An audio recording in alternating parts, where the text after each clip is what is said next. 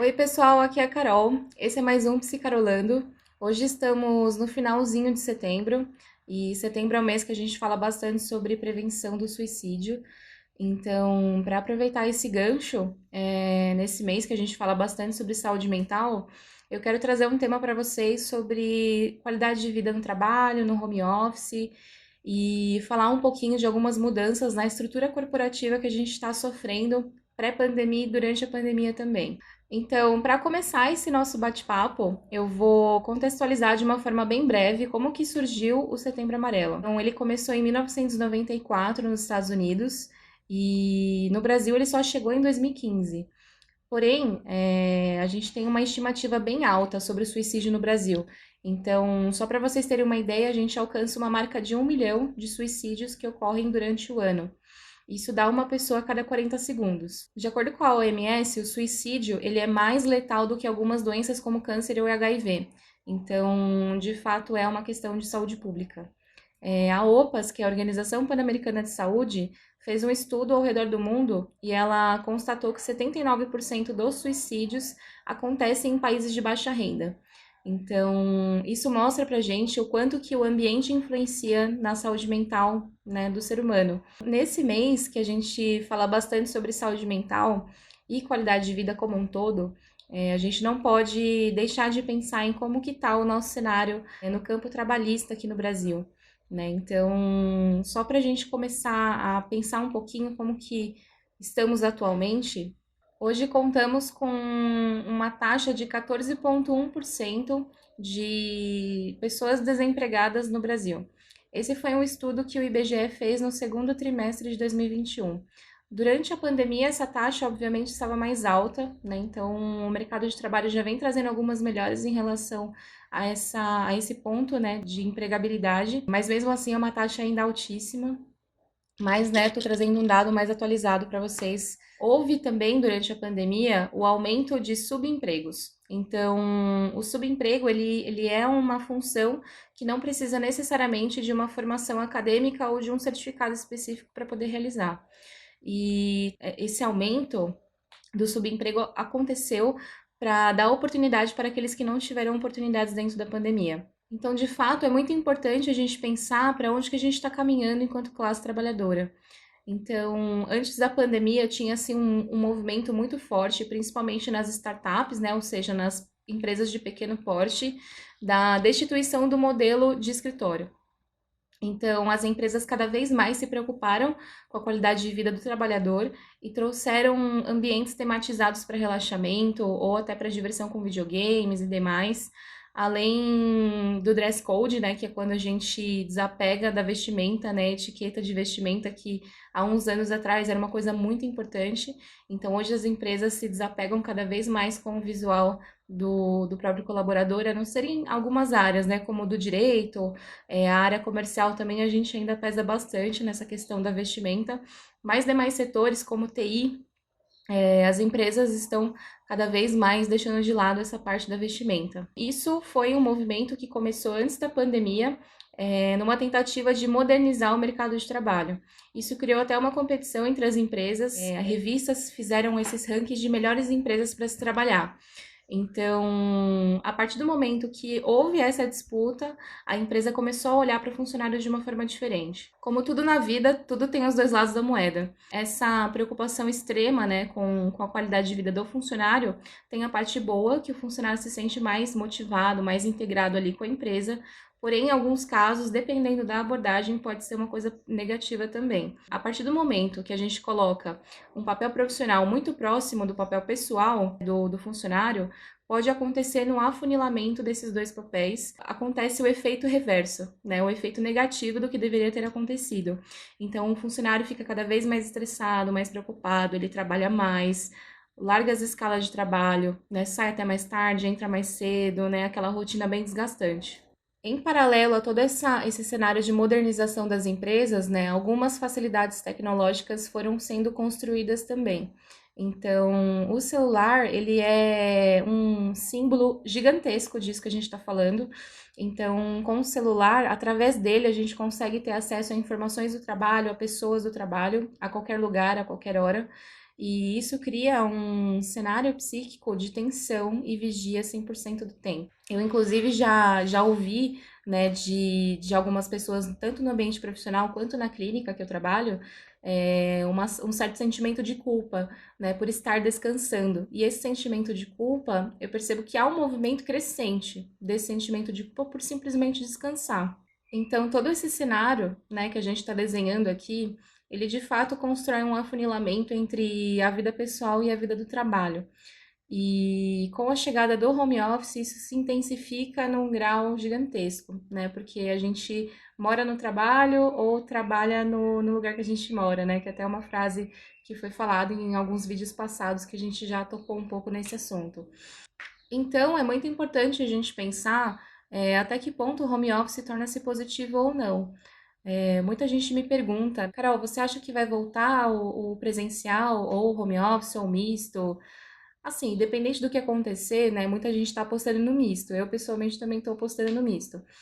Mas, independente do que acontecer, a gente tem que encontrar um lugar dentro de casa ou no cowork, enfim, onde você se sentir mais confortável, para que justamente você tenha conforto, né? E consiga fazer essa separação entre vida pessoal e a vida do trabalho, né? Então, parece até um disco arranhado, né? Mas é importante manter uma rotina mesmo no home office, acordar um horário X, colocar uma roupa, não trabalhar de pijama. Eu sei que muita gente faz isso, né? Então, muita gente fala sobre isso aqui na internet, no LinkedIn, no YouTube, enfim, nas redes sociais de uma forma geral. Mas é porque isso é a base, né? Então, se você não mandar mensagens para sua mente de que você está trabalhando, né, e que a partir do momento que você tira aquela roupa, faz o seu ritual de finalização, seja lá qual for, e não mandar essa mensagem de desligar, né, para sua mente, você vai ficar nesse estado de vigia 100% do tempo, né? Então, é importante a gente pensar, né, até que ponto é responsabilidade da empresa e até que ponto é nossa responsabilidade também, né, para a gente ter uma qualidade de vida melhor ou pior, dependendo da situação. Mas de uma forma, né, trazendo mais para a gente a responsabilidade, nem tanto para a empresa, é importante que a gente estabeleça limites, né, de horários e não vou fazer isso, né, não posso fazer aquilo nesse momento. Então, o Fernando até gravou um vídeo essa semana sobre medo do chefe, né? Então eu achei muito legal esse tema e faz a gente pensar um pouco, né? O quanto que a gente acaba se doando para a empresa e o quanto a gente não recebe isso de volta muitas vezes. E isso tudo altera a nossa saúde mental, né? E o home office, né? Ele veio de aspectos muito positivos, né? Na questão de flexibilidade, o discurso é maravilhoso, né? Posso tirar uma sonequinha na minha própria cama em horário de almoço, né? Eu posso, sei lá, ficar de pijama, ficar de chinelo, posso estar em contato mais com filhos e família, enfim. Mas, porém, contudo, todavia, no entanto, entretanto, há também, né, o excesso da liberdade também é prejudicial, né? Então, por isso que a gente tem que se policiar. Não nos dar tanta liberdade, né, para a gente conseguir manter aquele controle saudável, entende? Então, é muito bacana, né, quem consegue de fato ter um espaço para trabalhar, né, não trabalhar tanto dentro do quarto, ou na sala, ou na cozinha, né, ter um espaço reservado para trabalhar, né, que ali é a paz, né, e só entrar naquele espaço para trabalhar. Em muitos momentos, né, houve estudos, até do Instituto do Sono, que fala sobre televisão dentro do quarto, né, que fala sobre luzes externas dentro do quarto na hora de dormir e quanto isso é prejudicial, né? Então, se uma luzinha de um monitor, né, de uma televisão é prejudicial para o seu sono, imagina um escritório inteiro montado do lado da cabeceira da sua cama, né? Então, são pontos a se pensarem, são pontos que interferem muito na sua saúde mental, né? E esse é um ponto que só você pode fazer por si mesmo, né? Então, a empresa até pode oferecer, né? Algumas oferecem possibilidades, né? Mas eu entendo que a maior parte das empresas hoje não oferece tantas possibilidades assim. Então a gente tem que de fato refletir sobre e buscar maneiras melhores de se trabalhar dentro de casa. Inclusive, na tentativa de separar melhor as coisas, tem pessoas até que usam dois celulares, né? Então, quando eu paro de trabalhar, eu coloco o celular do trabalho em modo avião, e aí eu só fico com o meu pessoal para trocar mensagem, né? E utilizar as redes sociais aí, pessoais. Mas assim, né? Pensando agora numa perspectiva um pouco mais ampla, né?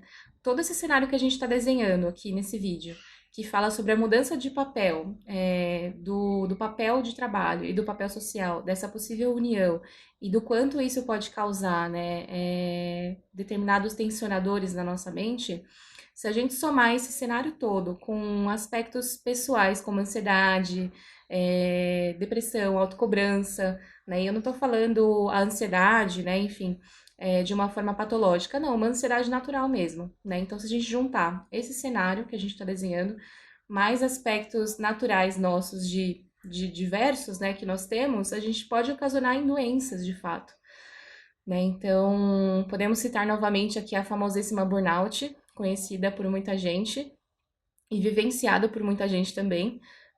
Mas em alguns casos, né, a gente pode até chegar em casos mais graves como suicídio.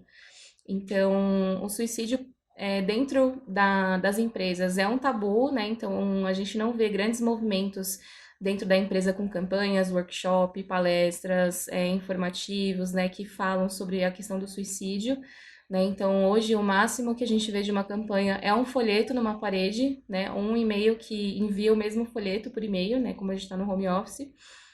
Mas a gente não consegue ver hoje programas de fato eficazes para falar sobre essa questão. E a partir do momento que a gente não coloca para fora, não dialoga, não transforma em palavras esses sentimentos, né, pode se agravar cada vez mais, né, e realmente se tornar em alguma coisa muito preocupante, né. Então, por isso que é muito importante esse diálogo entre empresas e funcionários, entre funcionários, né, para a gente poder construir cada vez mais ambientes colaborativos e saudáveis, né, para a gente poder trabalhar. Então, todo esse cenário que a gente está falando aqui nesse vídeo pode impactar tanto na questão, né, na ótica de saúde pública, quanto um impacto econômico.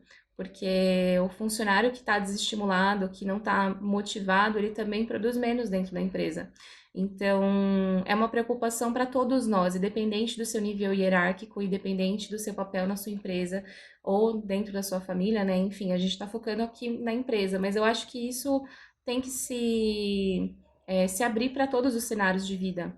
É até uma frase que a gente escuta bastante na faculdade. Onde tem ser humano, tem psicólogo, né? Então, por quê? Porque onde tem ser humano, tem questões a serem trabalhadas, né? E essa é uma questão gigantesca a ser trabalhada. Então, é muito importante a gente fortalecer cada vez mais esse ambiente, né, de separação de vida pessoal, vida profissional, né, e como que você tá mentalmente, saber se identificar, e saber falar também, saber pedir ajuda. Porque muitas vezes a gente não pede ajuda, achando que é só um dia que eu tô mais tristinho, é só um dia que eu tô desmotivado aqui no meu trabalho, é só mais um dia que eu não sei muito bem o que fazer da minha vida, né? Mas esses dias vão se alargando cada vez mais, então não deixe passar, né? Essa é a melhor dica que eu posso te dar. Bom, pessoal, por hoje é isso. Obrigada por acompanharem o canal, né? É muito importante pra gente ter o feedback de vocês. Então, se vocês quiserem algum tema que eu fale um pouco sobre a visão da psicologia ou uma visão mais ampla, deixa aqui nos comentários algum tema que a gente vai correr atrás para poder gravar para vocês. Obrigadão, pessoal!